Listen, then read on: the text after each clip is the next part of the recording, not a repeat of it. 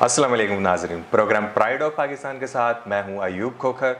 नाजरीन, आज के हमारे जो गेस्ट हैं रिजी आरजे, ये एक पंजाबी सिंगर हैं और कमाल के सिंगर हैं। आप जब इनका गेटअप भी देखेंगे तो आपको ऐसे ही लगेगा कि जैसे हम किसी एक इंडियन से बात कर रहे हैं पंजाब साइड से।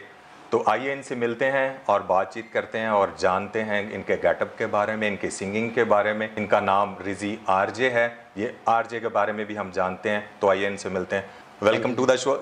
रिजी, सबसे पहले तो आप हमें बताएं कि ये रिजी आरजे का मतलब क्या है।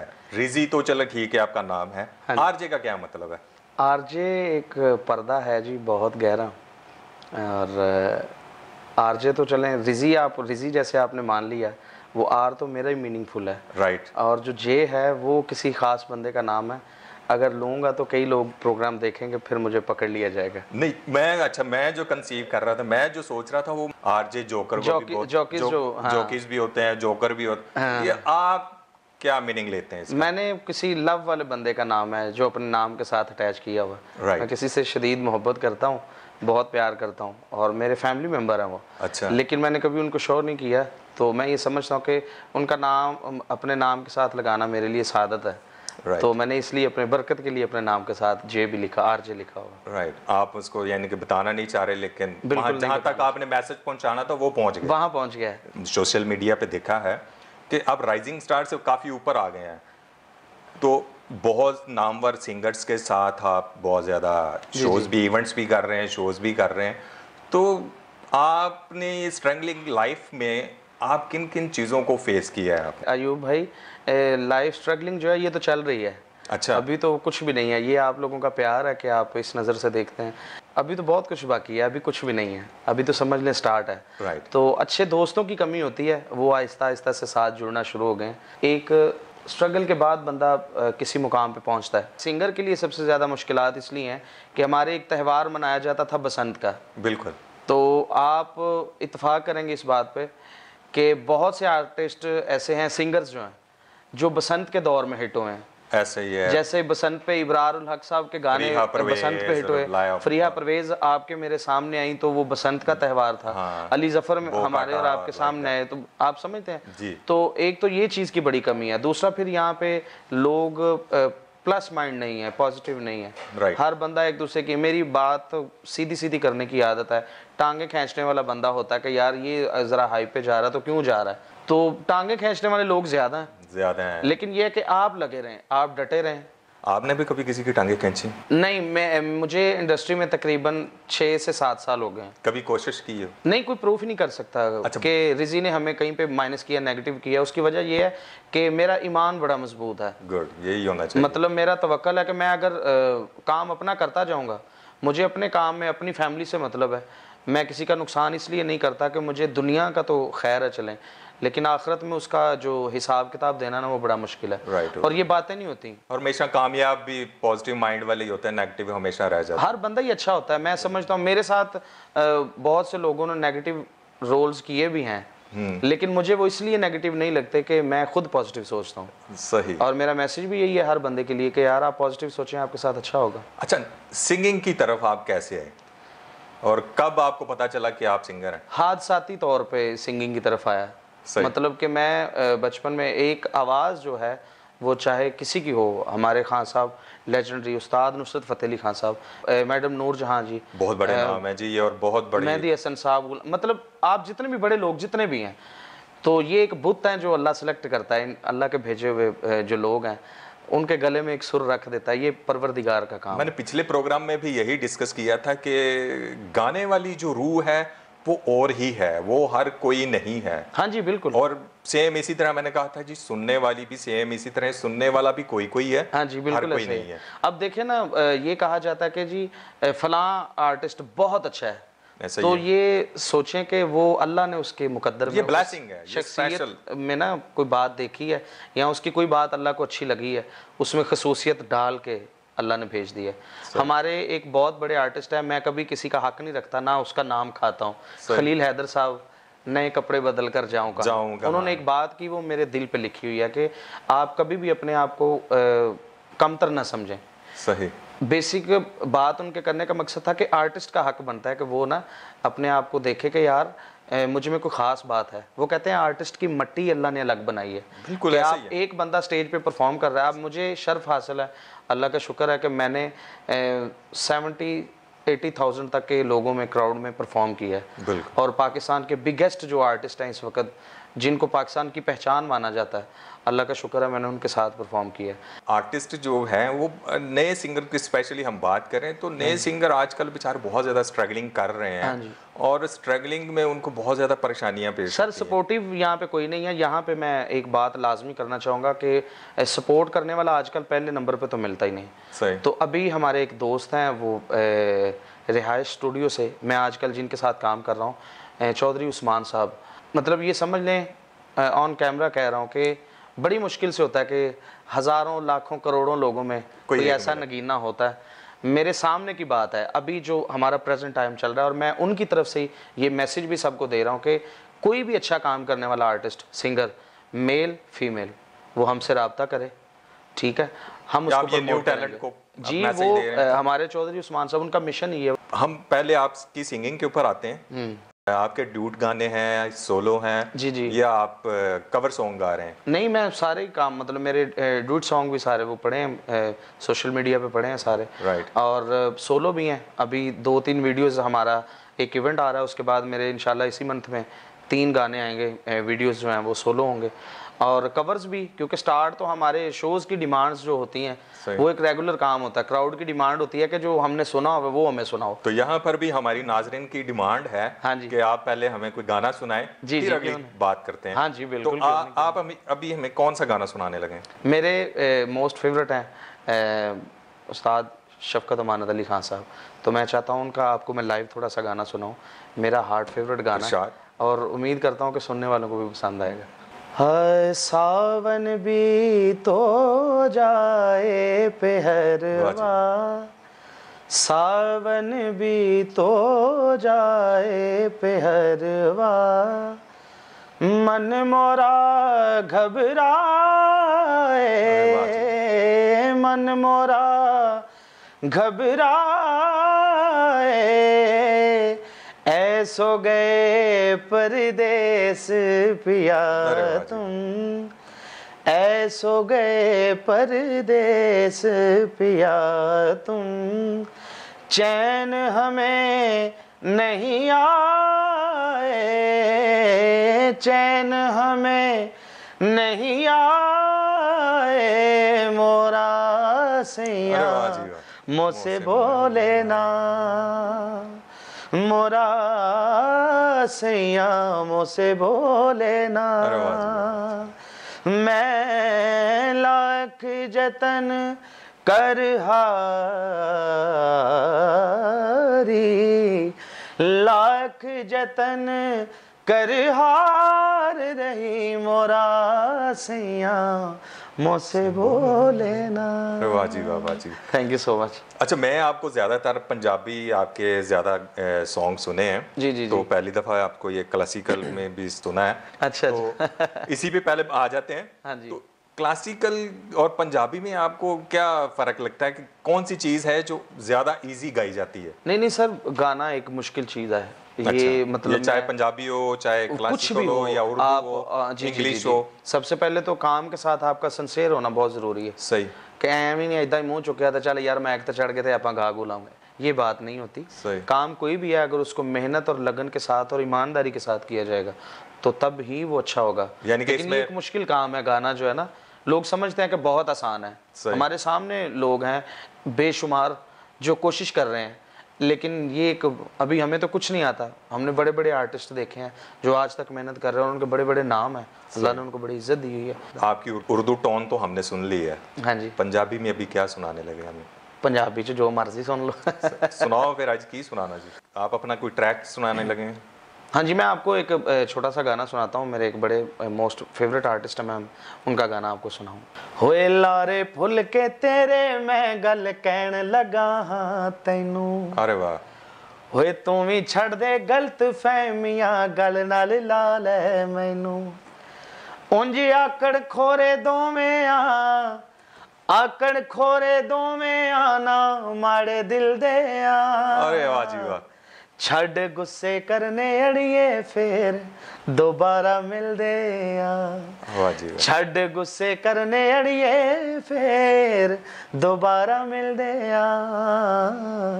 अरे वाह जी वाह। अच्छा, पंजाबी सिंगरों में से आपको कौन सा ज्यादा अट्रैक्ट करता है कि जिसको आप अपना आइडियल मानते हैं? चढ़दे पंजाब से मेरे जो आर्टिस्ट हैं, आप देखिए मेरा गेटअप है, मैं सबसे पहले तो ये गेटअप की तरफ अभी हम आते हैं क्योंकि भाई मैं इसके ऊपर नहीं जाना चाहता। मैं एक्चुअली बताना इसलिए चाहता हूँ, उनका नाम छोड़ के जिनकी वजह से ये चीज़ मुझ तक ट्रांसफ़र हुई, वो काम गलत हो जाएगा। कि हम यहाँ पाकिस्तान में हमारे बहुत बड़े कंपोज़र म्यूज़िक के बादशाह हैं ताफ़ू खान साहब, उनके घर पे थे। सही। तो हमारा उनसे एक बड़ा अच्छा ताल्लुक है, एक फैमिली रिलेशन है। तो मैं वहीं पे था, तो ऐसे ही जैसे आप इंटरव्यू करने बैठ गए हैं, वो लाइव स्टार्ट हो गए। बड़े लोग हैं, बंदा इनकार भी नहीं कर सकता। सही। तो वहाँ पे शमशेर सिंह साहब और दलेर मेहंदी साहब उनके घर पे आए हुए थे। सही। तो फिर जब मैंने उनको थोड़ा सा ऐसे गाना सुनाया, थोड़ा उर्दू का गाना, थोड़ा पंजाबी का गाना मिक्स करके सुनाया, तो उन्होंने कहा यार इस लड़के का टोन ना हमारे सरदारों जैसा है, तो हम ये चाहते हैं कि इसमें ट्रांसफ़र हो हमारी टर्बन। ये उन्होंने फिर मुझे पग शग बांधी, मैं परमानेंट मुझे अपना शागिर्द बनाया। आपने देखा ही होगा, आप जानते हैं कि मैं जितने मेरे सॉन्ग्स हैं वो सारे पंजाबी तड़के वाले हैं। पंजाबी तड़के वाले, और स्पेशली जिसको कहते हैं ना भंगड़ा किंग टाइप, हाँ जी, सारे ऐसे ही हैं। तो ये टर्बन आई तो फिर वो सारा काम भी उसी तरह का हो गया। एनवायरनमेंट हमारा ऐसा बन गया कि डिमांड ही पब्लिक की ये हो गई यार सरदार ने को वधिया जा गाना सुनाओगे, तो वो उसी तरह का मेरा स्टाइल भी थोड़ा जो ये अता है। भंगड़ा तो ये पंजाबी गाना कहीं भी हो, बना सही हो, बस वो बंदा कहीं भी गा रहा हो, भंगड़ा डालने को बंदा वैसे ही दिल करता है। बिल्कुल बिल्कुल बिल्कुल। आपने अपने जो हैं, एक तो आपने कवर सॉन्ग गाए हुए हैं, हाँ जी, ठीक है, आपने कोई अपने कमर्शियल सॉन्ग भी बनाए हुए हैं? हाँ जी, बनाए हैं। राइट। आज हम एक अपना कवर सॉन्ग कौन सा सुनाएंगे? कवर सॉन्ग आपको मैं सुनाऊंगा do you know. Do you no, हाँ जी, हमारे दिलजीत जी हैं, मेरे बड़े हार्ट फेवरेट हैं, चढ़ते पंजाब से। और दूसरी बात मैं ये कहना चाहूँगा कि हमें शोज़ का मौका मिलता है पाकिस्तान में, पाकिस्तान से बाहर भी। तो मैंने देखा कि पंजाबी जो आर्टिस्ट हैं, पंजाबी कहीं भी है, चाहे वो पाकिस्तानी हो, चाहे वो हमारे हमसाया मुल्क का हो, बिल्कुल, तो वो सारे जो है इनका आपस में बड़ा प्यार है। पंजाब की मट्टी जो है ना, ये कुछ अलग ही है। पंजाब की मट्टी है, ये पूरी दुनिया में एक दूसरे से प्यार करते हैं। टर्बन को रख के बड़ी फाइट भी की है लोगों के साथ ना। हाँ जी, बिल्कुल जाहिर है। आप ये रख लिया गेटअप, तुसी मुसलमान एक ही गल हो गई, तो हमने इसको फेस भी बड़ा किया है। क्रॉस क्वेश्चन इसके ऊपर बहुत ज्यादा है। हाँ जी, बिल्कुल बिल्कुल। और मैं आपकी हिम्मत की दाद देता हूँ कि आप ये सारी चीजें फेस कर रहे हैं। सर ये हम पाकिस्तान की पॉजिटिविटी लोगों को मैसेज दे रहे हैं कि हम प्यार करते हैं उन लोगों से। अगर वो हमसे प्यार करते हैं तो हमारा जो है वो एक नंबर उनसे आगे होगा प्यार करने में। बिल्कुल बिल्कुल। पाकिस्तान एक प्यार करने वाला मुल्क है, पाकिस्तान के लोग प्यार करने वाले हैं, पाकिस्तान दुनिया के अच्छे तरीन मुल्कों में। तो फैशंस के अंदर भी बहुत ज्यादा लोग मुख्तलिफ चीजें पहन रहे हैं, कॉपीज की जाती हैं, कॉपीज की और सारी बॉलीवुड वगैरह को और पंजाब इंडस्ट्री को कॉपी किया जाता है। और आपको तो स्पेशली वैसे ब्लेसिंग हुई है, अता हुई है कि तो ये तो समझ लें उस्तादी शागिर्दी हुई है। हाँ जी, उस्तादी शागिर्दी हुई है। एक होता है ख्वाब ख्याल में उस्तादी शागिर्दी होना, और एक होता है सामने बैठ के। तो ये मुझे अल्लाह का करम है कि अल्लाह ने मुझे मौका दिया। चलें, तो आइए नाजरीन, हम इनसे एक गाना सुनते हैं, डू यू नो। ये एक पंजाबी सॉन्ग है। मुझे पूरी उम्मीद है कि आप जब इनको सुनेंगे पूरा एंजॉय करेंगे और भंगड़ा भी लाजमी डालेंगे। तो आइए सुनिए।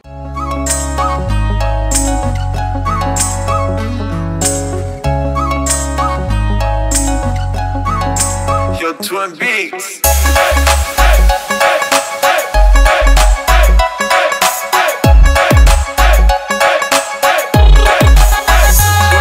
Do you know? मैं तेनू कितना प्यार करदा। Do you know? मैं तेरे उत्ते कितना मरदा। Do you know? तेरे लिए मैं तां पिंड छड्डदा। Do you know? तेरे लिए लोकां नाल लड़दा। Do you know?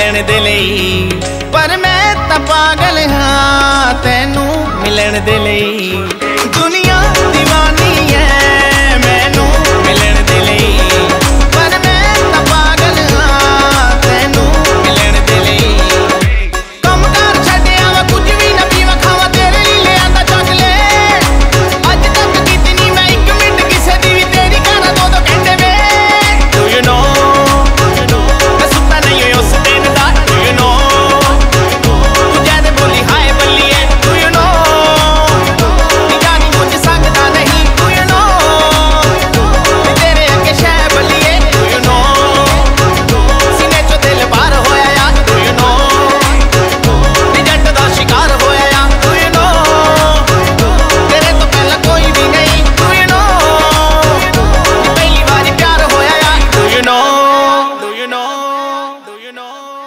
Ji welcome back. मुझे तो सुन के बड़ा मजा आया।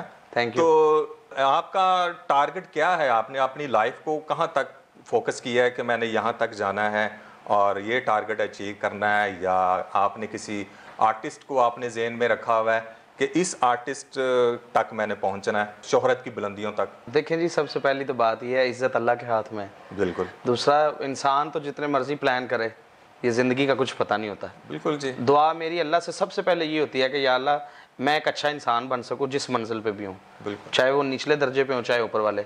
और ख्वाब तो हर बंदे का यही है। आप देख लें, किसी भी बंदे को पकड़ लें जो आपकी नज़र में करोड़ों अरबों रुपए का मालिक हो, तो आप उससे भी पूछेंगे तो भूख उसको भी होगी, उसके बाद भी होगी। ये एक सच्चाई है, एक रियलिटी है।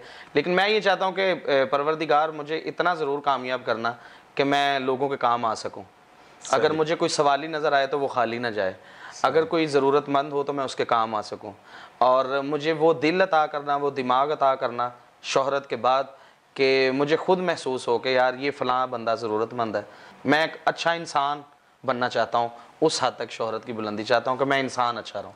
जी बिल्कुल सही। ये हर बंदा ही तकरीबन अपना टारगेट एक फिक्स करता है और नेक ख्वाहिशात भी जी। उसके साथ ही फिक्स कर लेता है, लेकिन इस तक रसाई हर बंदे की नहीं हो पाती। सर लगे रहना। मैं एक कार्टून देखता हूँ, मतलब बच्चों के साथ बैठ के अपने, तो वो कार्टून्स में ना एक मैसेज आता है, वो एक करेक्टर है तो वो एक बात हमेशा कहता है, और वो हर एक एपिसोड में ना उनका एक मैसेज होता है, और उसमें वो बंदा एक ही बात को दोहराता है बार बार, कि लगे रहने वालों की हार नहीं होती।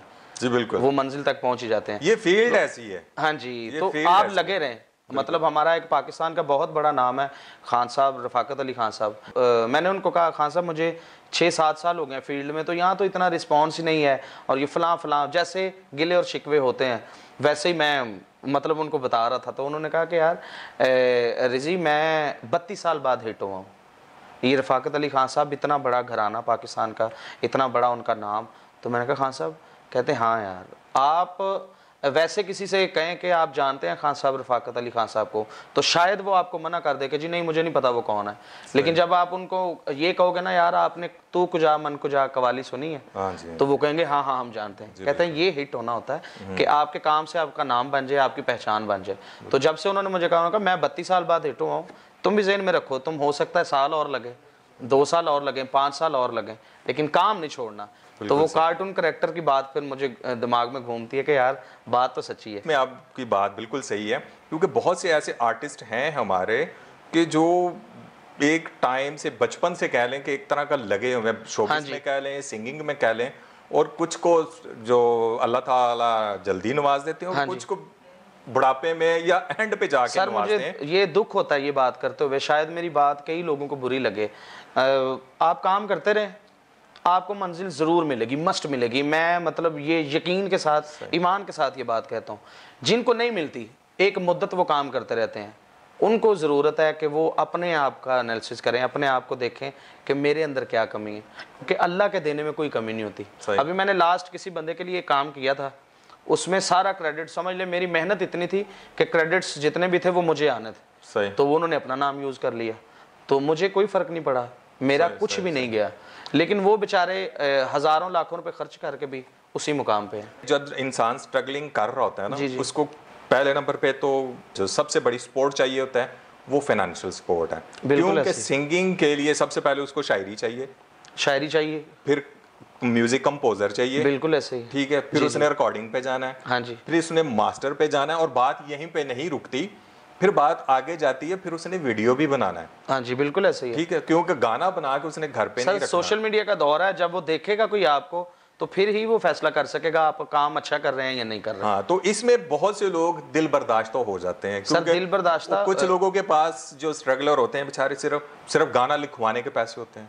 हाँ जी, ठीक है, कुछ के पास क्या कहते हैं म्यूजिक कंपोजिंग तक जाने के पैसे होते हैं, किसी के पास रिकॉर्डिंग तक जाने के पैसे होते हैं। हाँ जी, तो बहुत से ऐसे बेचारे, बहुत से ऐसे लोग हैं हमारे को जो कि स्टॉप हुए पड़े हैं, लेकिन सिंगर वो बहुत कमाल के हैं। सर मैं तो आपके साथ भी स्टार्टिंग में ऐसी चीजें फेस आई कि सर मैंने तो पैसे जोड़ जोड़ के गाने रिकॉर्ड करवाए हैं, यानी कि किस्तों पे करवाए हैं। मुझे एक दोस्त थे बड़े अच्छे, तो मैं उनको मिला हूँ, तो मेरी मुलाकात हुई, मैं किसी के साथ गया हूँ गाना रिकॉर्ड करवाने, सही, तो वो गाना रिकॉर्ड कर रहे हैं तो उनसे हो नहीं रहा, मतलब ना वो सुर से उतर रहे थे।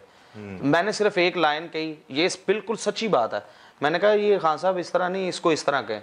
क्या है वो जो सुन रहा था ना, नहीं वो किसी का गाना है, ट्रैक में किसी का, वो अच्छी बात नहीं है, फिर वो सामने आ जाएंगे कि मैं वो कौन था जो उससे सही रिकॉर्ड नहीं हो रहा था। तो मैंने वो लाइन जब उनको कह के सुनाई, ये गाना आपका ही है? नहीं सर, वो किसी का गाना था। अच्छा। मैंने फिर वो जब वो करेक्शन की ना थोड़ी सी, मैंने कहा इसको इस तरह करें, तो वो मुझे म्यूजिक कंपोजर स्टूडियो वाले लड़के ने कहा, उसने कहा भाई एक बात कहूँ आपको, मेरे पास ना एक ट्रैक पड़ा है, तो आप उसको कर लें, थोड़े से पैसे मुझे दे दीजिएगा, तो आप कवर सॉन्ग आप तो गा सकते हैं। मैं कहा अच्छा यार, ये गल सच्ची है। उसने मुझे फोर्स किया, मैं कहा यार आप इनको जानते हैं, मैं जिनके साथ आया हूँ, तो मेरे पास तो इतने पैसे नहीं हैं। तो उसने थोड़े से पैसे बिल्कुल मुझे कहे, तो मैंने कहा यार मेरे पास इतने नहीं है पैसे, ये नहीं कि पैसे, मैं अपनी फैमिली को लेके चल रहा हूँ, तो मेरे बड़े मामला था, तो मैं तो पैसे खर्च ही नहीं कर सकता।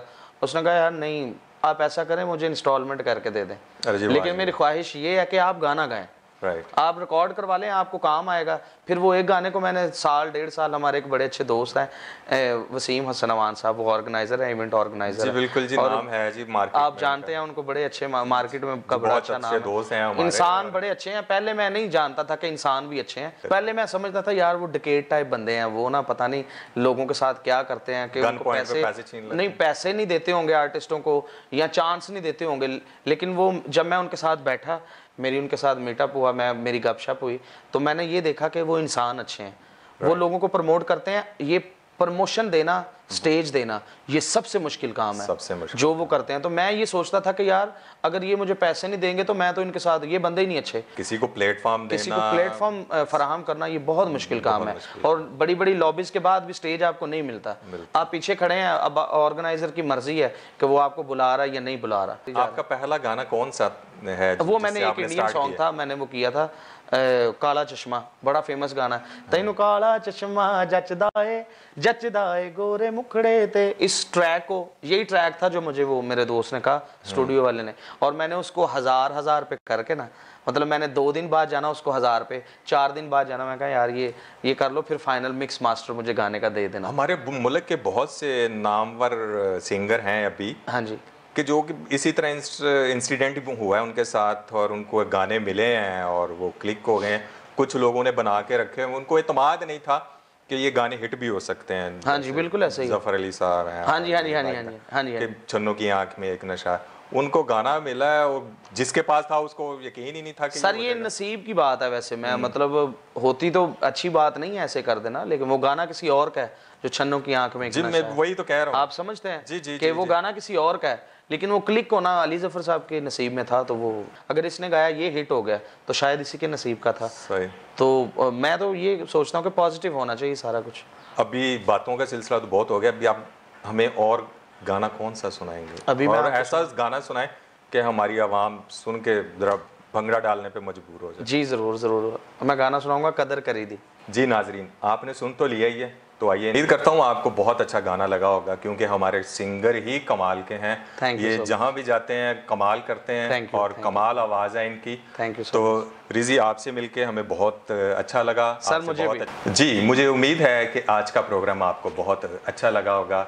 फिर मिलेंगे अगले प्रोग्राम में नए गेस्ट के साथ, तब तक इजाज़त दीजिए, अल्लाह हाफ़िज़।